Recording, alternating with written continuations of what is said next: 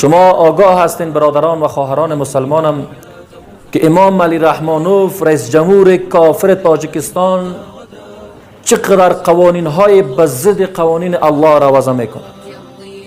چند قبل قوانین وضع کرد که کسی اجازه ای را ندارد تا سن 18 را تکمیل کند نماز بخواند یا مسجد برود، و کسی در تاجیکستان اجازه ای را ندارد که قرآن و سنت را تعلیم بگیرد.